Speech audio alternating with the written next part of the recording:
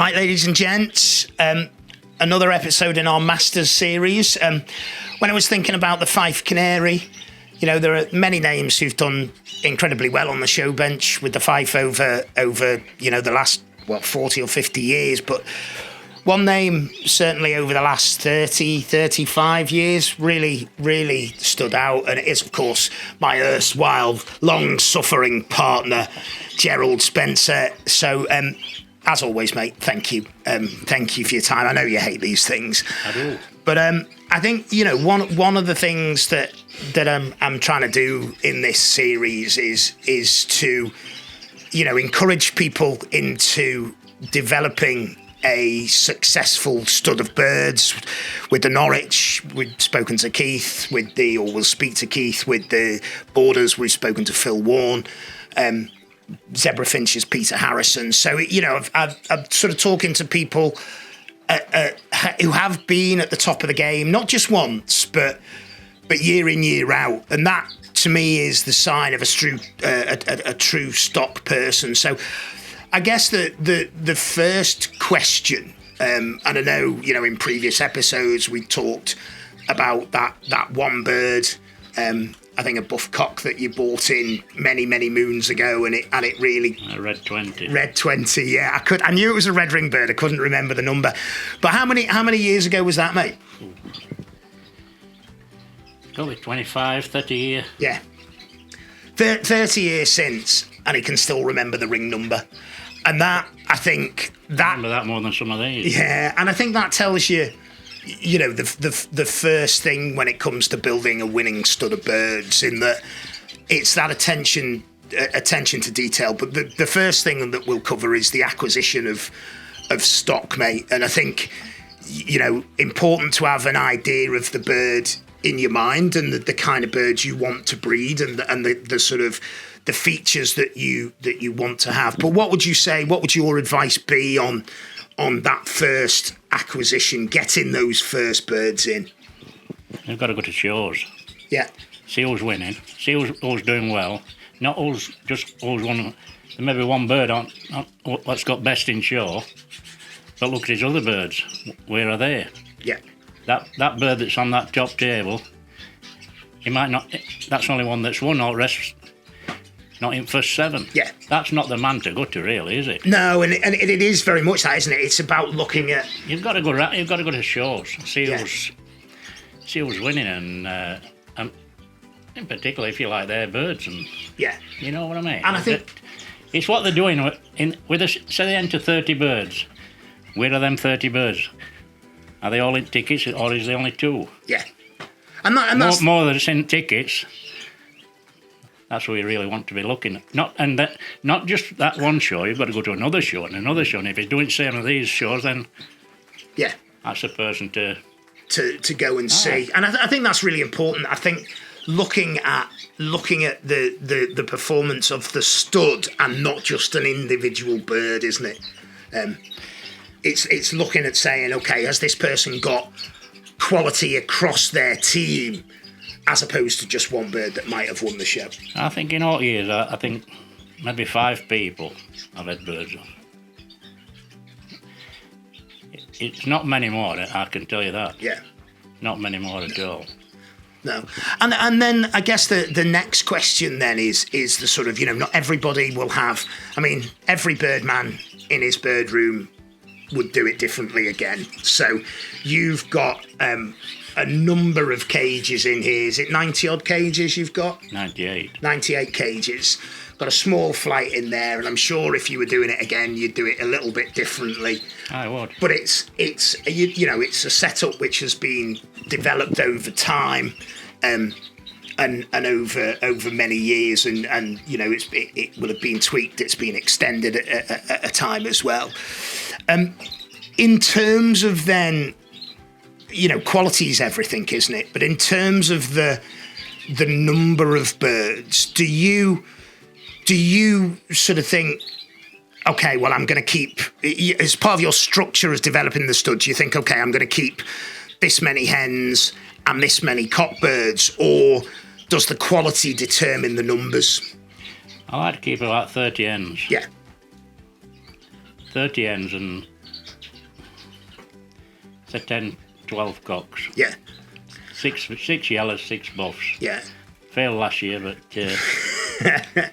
And I think is that important, mate? Is that sort of because you do keep. You're continually developing the stud and continually progressing the stud forward, but you do keep older hens and you do keep older cockbirds as well, don't you? More older hens than cocks. Aye. Yeah, and then that's just how I am with them. That's how I've always been. And then in terms of that, in terms of that sort of, that ratio obviously means that you're pairing a cockbird to more than one hen. And is that something, in the planning of that, in the development of that, are you looking at the cockbirds and you're thinking, right, okay, what hen's going to go with that? Or are you looking at or do you do it the other way round? Do you kind of, are your cocks the dominant birds, or are your hens the dominant birds, or is it a combination? Vice versa, really, for me. Yeah, so the hens are the things that you're looking at, and you're looking at good quality hens, and then you're looking at the cock birds that will match to those hens. In my opinion. Yeah. And I think one of the other interesting things, and again, I think this is probably down to the reason of that you have been so successful, is before the breeding season starts what cockbird is going over what hen. No, I do. And you don't change that. Don't change it, no. No. I don't tell them out in cages and things like that. I can see them in cages without getting them in them cages, and I know what I want to put to this. Yeah. Different feather qualities and one thing and another, and that's what comes into it. Yeah. And is the breed and the pedigree behind them important? Or? Definite. Yeah. I know where every bird's come from. Yeah. And at one time I knew where every bird went. Yeah.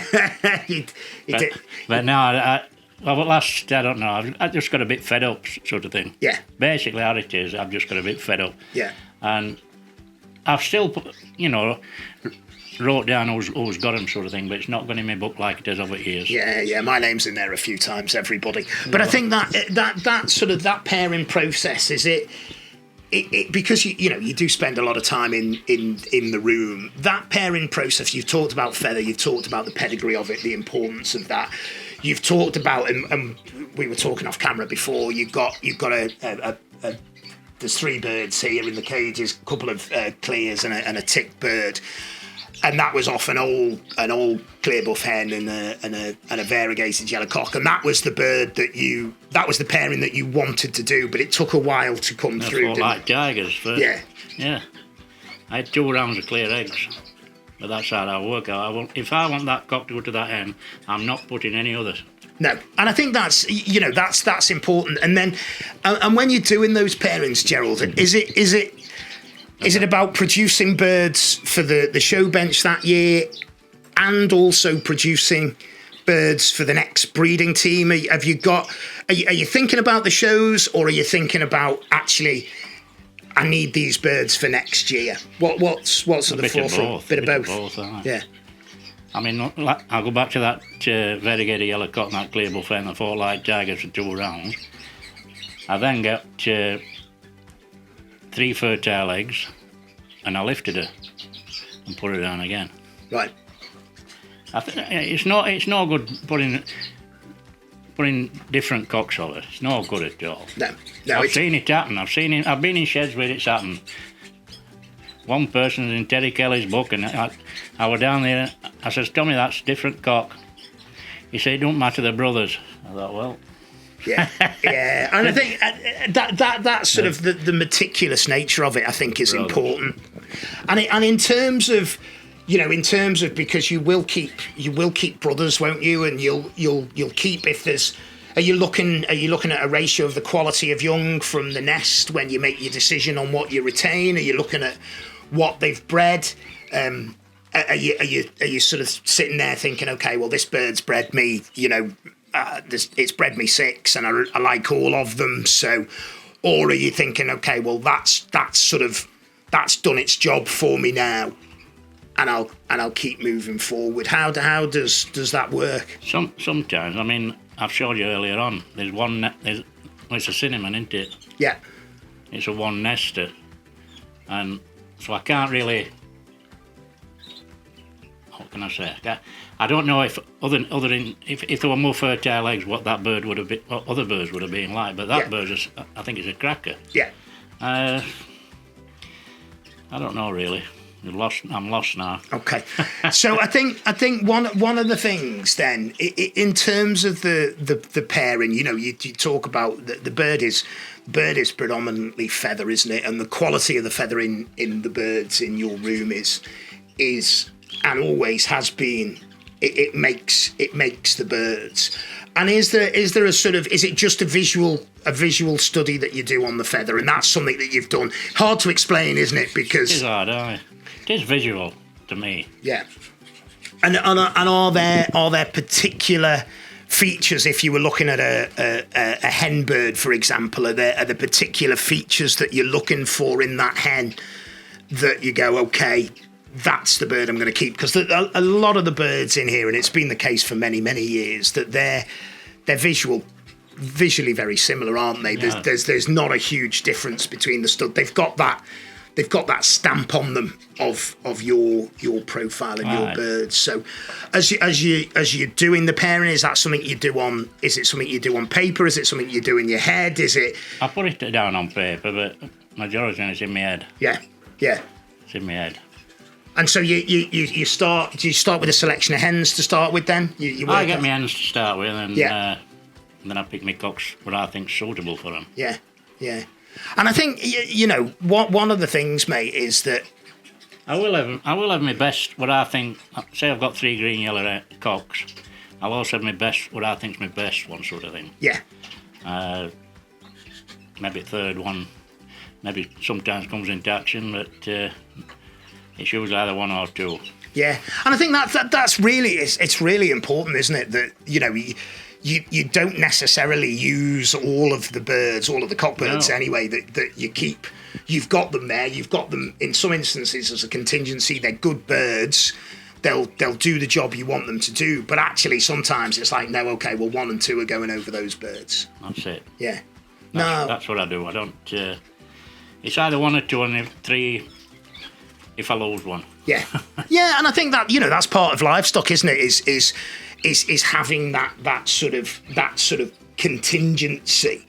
And I think one of the things that we'll finish with is there's a range of different colours in the room, and you've successfully built dark lines and variegated lines and a couple of very good acquisitions, and you've built a sort of clear line.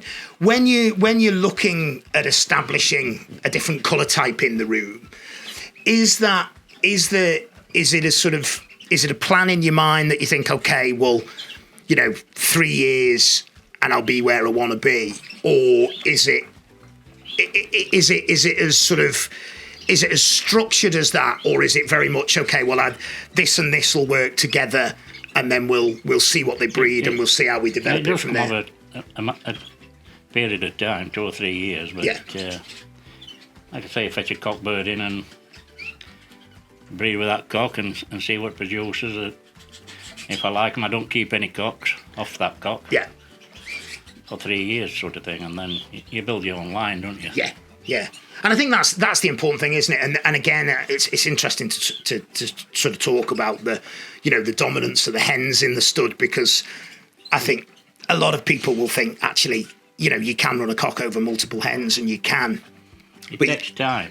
It does, doesn't it? And it takes that patience. A lot of people, I could name names who's tried it and not been successful in it. Yeah. But even when I was on 3 shifts, still worked. You know what I mean? Yeah. And I still think the best time for mating is 6 and 7 o'clock at night. Yeah. I do lie. Yeah. I do. And the birds, the birds are normally. I mean, my room is very noisy at that time of night as well. Well, listen, mate. Thank you for sharing some of your secrets. Secrets. I know. I'm not very good. You are very good. You're not brilliant in front of a camera. No, I'm not. But you've got it all up there, mate, haven't you? Aye. It's all up there. It's all up there. I know what I want to achieve, and one thing I have. Well, I have not been big-headed, but I have. I won. Well, I've won all specialists. Well, I've won all colours. Got best in show with all 7 colours. On not just one occasion, but north of England, southern England. And we're talking about shows in the heydays. I remember the first. I think it was the first North Wales show. You won every colour special. I got all 7 colours. I got best opposite sex, best in show. The following year, I got best in show, best opposite sex, and 6 colours. And Brian Timmins bet me with clear buffet, which wasn't a clear, but that's another. And Dave Shelbourne says, "I was going to make it 3 on trot." I said, "No, Dave, I'll judge it for you." And that's when it got through what they call it, bird flu, cancelled. Yeah. So then I went and I judged it year after. Yeah. But you have, your record, I guess, speaks for itself, and long may that continue. I ought to have kept records at all shows that I have won and one thing or another. I know, you know what I mean, how many times and one thing or another, but I haven't. No, I haven't. On to the next year, though. To the next year. Yeah. You'll have to do it now. You're in charge of that now. Okay, I'm in charge. We're knackered. Listen, as always, mate, a pleasure. Thank you for your time, and thank you for sharing your knowledge with us.